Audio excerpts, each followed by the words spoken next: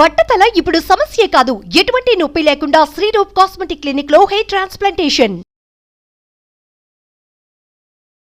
నమస్కారం. మాఘపురాణం 25వ రోజు పారాయణలోకి వచ్చాం. నైమిసారణ్యంలో చెప్పబడినటువంటి రకరకాల గాథల్లో ఇది కూడా ఒకటి. ఇందులో మాఘమాస మహాత్మ్యాన్ని గురించి వర్ణించబడింది. సూర్యవంశపు రాజుల్లో శ్రేష్ఠుడైనటువంటి సులక్షణ మహారాజు వంగదేశానికి ప్రభువు. ఈయనకి 100 మంది భార్యలట. ఈయన ప్రజల్ని కన్నబిడ్డల్లాగా పరిపాలించేవాడు. చాలా ధర్మప్రభువు, ధైర్య సాహసాల్లో మేటి, బలవంతుడు, శూరుడును. అయితే ఇతని ఏలుబడిలో ప్రజలు సుఖశాంతులతోటి సంతోషంగా ఉండేవాళ్ళు. ప్రజోపయోగమైన పనులను ఎన్నిటినో చేసి చాలా ప్రఖ్యాతి పొందాడు. దయాదాక్షిణ్యాలు, దాన ధర్మాలు అవన్నీ వాటితోటి ధర్మప్రభువుగా ప్రసిద్ధికెక్కాడు. ప్రజల కష్టాలని తనవిగా భావించి ఆదుకునేవాడు కూడా. ఇతని పరిపాలనలో దొంగతనాలు, దోపిడీలు లాంటివి కూడా అసలు జరిగేవే కాదట. అయితే నిత్యము ఐశ్వర్య సంపదలతోటి తులతూగుతూ ఉండేది. రాజ్యము తులతూగేది. రాజుగారు కూడా అష్టైశ్వర్యాలు అనుభవించే అవకాశం ఉండేదట. ఎంతున్నా ఏం లాభం. ఇంత ధర్మప్రభువు కూడా సంతానలేమితోటి బాధపడేవాడు. పుత్ర సంతానం లేకపోవటం అతన్ని కుంగదీసేది. పుత్రులు లేని వారికి పున్నామ నరకమే గతి అని అనుకునేవాడు. అపుత్రస్య గతిర్నాస్తి అనేవాళ్ళు. ఈ అపుత్రస్య గతిర్నాస్తి అని చెప్పిన వాళ్ళే ఈ మన దౌహిత్రుణ్ణి పుత్రుడిగా భావించుకోమని కూడా చెప్పారండి. కానీ ఈ మొదటి వాక్యాలే ఎక్కువ వినేవాళ్ళు, ఎందుకనో మరి. అయితే ఈ పుత్రులు లేకపోవటం వల్ల పరిపరి విధాలు చింతించేవాడు. ఈయన ప్రధానమైన సమస్య ఏంటంటే రాజ్యం తన తర్వాత తన వంశం వారికి వెళ్ళాలి. కొన్ని తరాలుగా వాళ్ళ వంశమే ఆ రాజ్యాన్ని పరిపాలిస్తుంది. ప్రజలు ప్రభువు పట్ల విశ్వాసపాత్రులుగా ఉండేవాళ్ళు. ఆయన సంతానమే తమకు ప్రభువుగా కావాలని కోరుకునేవాళ్ళు కూడాను. అయితే దీనికి తరుణోపాయం తెలుసుకోదలిచి ఈయన ఏం చేశాడట, నైమిషారణ్యంలో ఎన్నో విధాలైనటువంటి యజ్ఞయాగాదులు, తపస్సులు చేసుకునేటువంటి మునిశ్రేష్ఠుల దగ్గరికి వెళ్ళాడట. చాలామంది ఋషులు, మునులు నైమిషారణ్యంలో ప్రశాంత వాతావరణంలో తపస్సులు చేసుకునేవాళ్ళు. అక్కడికి వెళ్ళాడు. ఓ మహర్షులారా, నేను ఈ దేశపు రాజును, నన్ను సులక్షణ మహారాజు అంటారు. మాది సూర్యవంశం. నాకు 100 మంది భార్యలు ఉన్నారు. సంతానం లేదు. పుత్రులు లేకపోవటం వల్ల మిక్కిలి బాధపడుతున్నాను. పుత్ర సంతానం కలగటం ఎట్లా? పుత్రులు లేని వాళ్ళు పున్నామ నరకానికి వెళ్తారు కదా. నాకు పుత్ర సంతానం కలిగేలాంటి మార్గం, పరిష్కారం ఏదైనా సూచించి నన్ను ఇందులో నుంచి బయటపడేయండి అని పరిపరి విధాలుగా ప్రాధేయపడ్డాడట. ఈయన బాధలు విన్నటువంటి ఋషులు, మునులు వాళ్ళందరూ చాలా జాలిపడి, మహారాజా, ఎవరైనా పుత్రహీనులు అవడానికి వాళ్ళ పూర్వజన్మే కారణం. సంతానం లేదు అంటే పూర్వజన్మలో చేసిన దానాలేవి లేకపోవటం వల్ల సంతానం కలగదు. కుమారులు కలగలేదు అంటే ఏదో ప్రత్యేకమైన కారణం ఉండుంటుంది అని చెప్పి ఏం చెప్పారు, నువ్వు పూర్వజన్మలో కూడా మహారాజువే అయినప్పటికీ ఏనాడు మాఘమాసంలో ఒక్కసారైనా నువ్వు నదీ స్నానం చేయలేదు. అంటే దీని భావం ఏమి తిరుమలేశ అంటే, మాఘంలో నదీ స్నానం చేసిన వాళ్ళకి తర్వాత జన్మలో సంతానం కలుగుతుంది. అలా తెలిసి కూడా స్నానం చేయని వాళ్ళకి సంతానం కలగదని చెప్తున్నారు. మాఘమాసాన్ని పూర్తిగా నిర్లక్ష్యం చేసావు.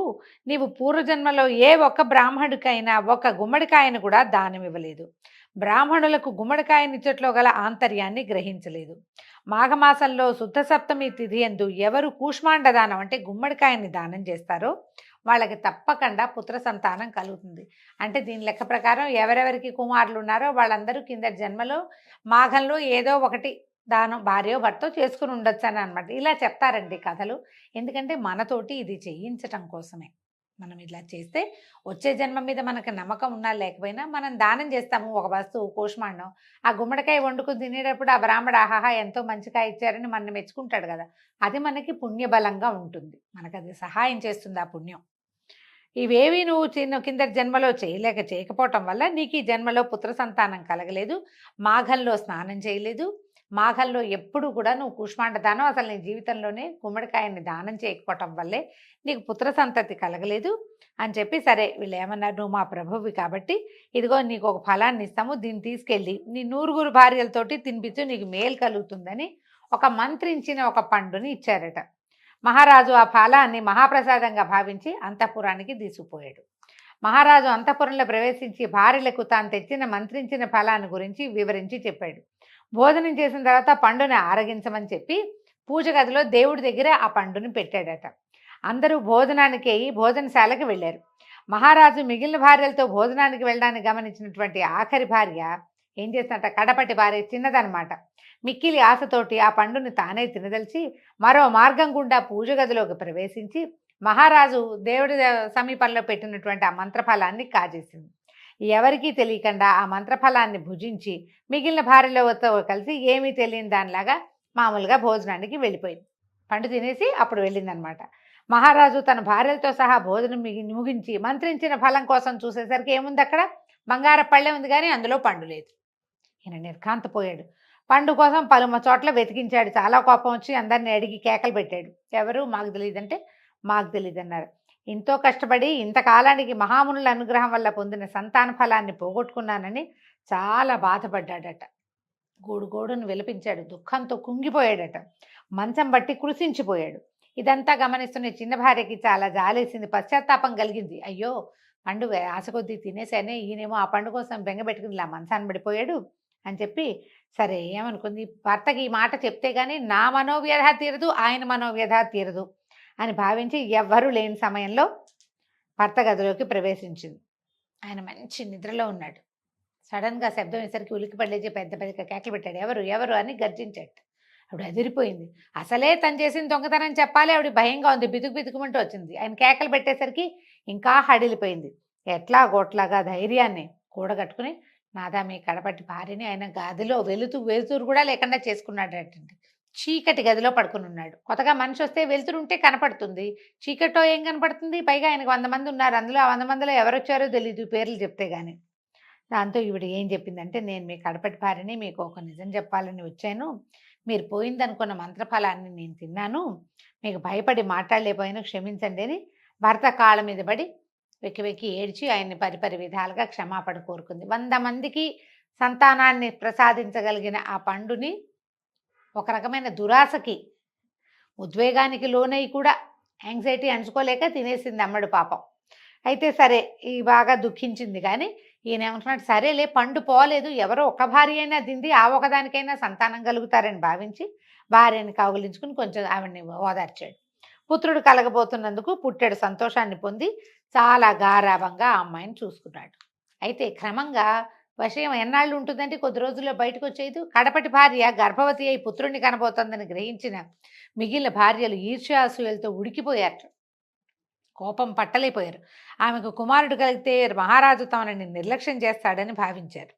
అక్కడి నుంచి ఏం చేశారు, రాజు తమను చూసుకోవట్లేదు, వాడిని దాన్నే చూసుకుంటున్నాడు, అదేమో అందరికీ లభించవలసిన ఫలితాన్ని తను ఒక్కతే తినేసిందని చెప్పి కోపంతో ఈ ఆఖరి భార్య తినే భోజనంలో విషం కలిపేశారట. విషాన్నం తినేసింది అమ్మాయి. తినేసరికల్లా ఈ పెట్టుడు మందు ప్రభావం వల్ల కడపటి భార్యకి పిచ్చెక్కింది, మతిపోయింది అమ్మాయికి. కానీ వరప్రసాది అయిన కడుపులోని పిల్లవాడికి మాత్రం ఏమీ కాలేదట, బాగానే ఉన్నాడు పిల్లాడు. పిచ్చి పట్టిన కడపటి భార్య ఒకనాటి రాత్రి అర్ధరాత్రి సమయంలో ఎవరు చూడకుండా అడవిలోకి పారిపోయింది. ఇది ఒళ్ళుపై తెలియటం లేదు, ఎక్కడికో వెళ్ళిపోయిందనమాట. తాను నిండు గర్భిణి అని కూడా తెలియని పిచ్చిది అడవిలోనే పుత్రుణ్ణి ప్రసవించింది, పిల్లవాడిని కన్నది అడవిలో. అయితే ఆమె పుత్రుణ్ణి ప్రసవించడానికి ఒక క్రూర మృగం చూసింది. రక్తపు మడుగులో ఉన్న చంటి బిడ్డను వదిలిపెట్టేసి ఆ భార్య పిచ్చెక్కిపోయి ఉన్నటువంటి రాజుగారి ఆఖరి భార్యని, ఈ బాలింతరాల్ని తినేసింది ఆ మృగం. రక్తపు మడుగులో పడి రోధిస్తున్నటువంటి ఆ పసికందుని ఆహారానికై అటు ఇటు సంచరిస్తున్నటువంటి రాజహంసలు చూసేయట. ఈ హంసలు చూసి ఏం చేసినాయి, రెక్కలతోటి ఈ పిల్లవాడి మీద బాగా గాలి విసిరి ఆ ఒంటి మీద ఉన్న తడంతా ఆర్పి ముక్కులతోటి చిన్న చిన్నగా మెత్తమెత్తటిగా ఉన్నటువంటి పీచుని ఆ చెట్ల నుంచి, కొమ్మల నుంచి, తామర తూళ్లలో నుంచి, కొన్ని చెట్లలో పత్తి లాంటిది కనపడుతుంది, వాటన్నిటిని పీకి పట్టుకొచ్చి ఓ చిన్న పరుపులాగా చేసి పిల్లాడిని రెక్కలతోటి కాళ్ళతోటి ఆ పరుపు మీదకి దొర్లిచ్చి అక్కడి నుంచి చోటు చూసుకోవటం మొదలుపెట్టాయి. ఒక ఏడాది పాటు పళ్ళగుజ్జు తేనె తెచ్చి పిల్లాడికి నోట్లో పెడుతూ మెల్లిగా ఆ పిల్లవాడిని పెంచేయట. ఎంతకాలం పెరిగినాయి? ఏడాది పాటు ఆ ప్రాంతంలో ఉన్నాయన్నమాట. ఆ ఏడాది పాటు పెంచి వేసవకాలం సమీపించడంతో నీరు దొరక్క ఆ బాలుణ్ణి దగ్గరలో ఉన్నటువంటి తమ మిత్రపక్షులకి అప్పగించి వెళ్ళిపోయినాయి. రాజహంసలు మొదట ఏడాది పాటు పెంచి ఈ ఏడాది పిల్లాడిని ఆ ప్రాంతంలో ఉన్న మిగిలిన పక్షుల చేతిలో పెట్టేసి అవి కాస్త వెళ్ళిపోయినాయి. అయితే ఏమైంది, పక్షుల సంరక్షణలో పెరిగిన ఆ బాలుడు ఒకనాడు ఆ వైపుకి స్నానార్థం వచ్చినటువంటి ఒక ఋషిగారి కంటపడ్డాడు. ఈ మునిగారికి 2 భార్యలు ఉన్నారట. 2 భార్యల్ని వెంట పెట్టుకుని ఆయన ఆ నదికి స్నానానికి వస్తుంటే చక్కగా అక్కడక్కడ తిరుగుతూ పక్షులతోటి ఆడుకుంటున్నటువంటి ఒంటి మీద వస్త్రాలు కూడా లేని ఆ పిల్లవాడిని చూసేసరికల్లా ఆశ్చర్యపోయారు. అయ్యో ఎంత బాగున్నాడు, ఎట్లా వచ్చాడు ఏ బాలకుడు రాజబాలకుడో మరి ఎవరో మనుష్య బాలకుడు పక్షులతో పాటు తిరుగుతున్నాడు. ఇంకా వాడికి పెద్దగా మాటలు గీటలు రాలా, పక్షుల్లాగా కిచకిచ అంటం మాత్రం వచ్చింది. వీళ్ళు ఏం చేశారు, ఆ పిల్లాన్ని తీసుకుని ఏడాది దాటిన పిల్లవాడిని ఇంటికి తెచ్చుకున్నారు. తెచ్చుకుని చక్కగా ముద్దుగా పెంచుకున్నారు. వాళ్ళకు కూడా సంతానం లేదు. ఇద్దరు తల్లుల ముద్దులు బిడ్డగా పెరగటం మొదలుపెట్టాడు. పిల్లవాడికి 3 సంవత్సరాలు నిండేసరికి అలా ముద్దుగా మాట్లాడడం వచ్చింది. వీడు రెండో భార్య దగ్గర మునిగారి రెండో భార్య బాగా మాలిమి చేసింది పిల్లవాడిని. ఆ బాగా ఆవిడ వెనకాల పడి తిరిగేవాడు, ఆడుకునేవాడు చిన్న తల్లితోటి. ఆడుతుంటే ఈ పెద్ద భార్యకి ఒక రకమైన ఈర్ష్య వచ్చేసిందట. వీడు తన దగ్గరికి రావట్లేదు, తన దగ్గరికే వెళ్తున్నాడు, చిన్నావిడ దగ్గరికేని నా సవితి కొడుకు అనుకుని బాలుడు ఆడుకుంటుండగా ఎత్తుకుపోయి అడవిలో దిగబెట్టేసి వచ్చేసింది. భర్త అడిగాడు, ఏది పిల్లాడేటని చిన్నావిడ వెతుకుంటోంది. భర్త కూడా ఏదే పిల్లాడు, ఇందాక ఇక్కడ ఉండాలి, నువ్వు వెతుకున్నావుగా, నువ్వు చూసావుగా అంటే నాకు తెలీదు, నేను చూడలేదని చెప్పేసింది. పరత్వంతో పిల్లాడిని అడవిలో దిగబెట్టేసింది. ఈ కథలు ఇంత వింతగా ఉంటాయండి. తమ కడుపున పుట్టిన పిల్లవాడినేమో తల్లి వదిలేసింది. తమకి రాజుగారికి అసలు సంతానమే కలగదు, ఎవడో ఒక బాలుడు కలుగుతాడు, వాడే ఈ రాజ్యానికి ఉత్తరాధికారి అవుతాడు అని ఆలోచించకుండా తమకి సంతానం కలగనివ్వలేదు కాబట్టి ఆ అమ్మాయి సంతానం కూడా పాడైపోవాలని కొంతమంది ఆలోచిస్తారు. ఎక్కడో దొరికిన బాలుడు ఒక ఆవిడికి చేరికయ్యాడు, నేను కూడా చేరిక చేసుకుందామని అనుకోకుండా ఆమెకి చేరికవటమే నచ్చలేదు, తనకి కొడుకుగా ఉంటున్నాడు కాబట్టి ఈ పిల్లాన్ని వదిలించుకుందామని చంటిబిడ్డని 3-4 ఏళ్ల పిల్లాన్ని ఎవరైనా అడవిలో వదిలిపెడతారండి. అసూయ ఇంత పని చేయిస్తుంది. రాణులతోటేమో విషం పెట్టించింది, ముని భార్యతోటేమో వదిలించేలాగా చేసింది. అసూయ చాలా పెద్ద శత్రువు అండి మనుషులకి.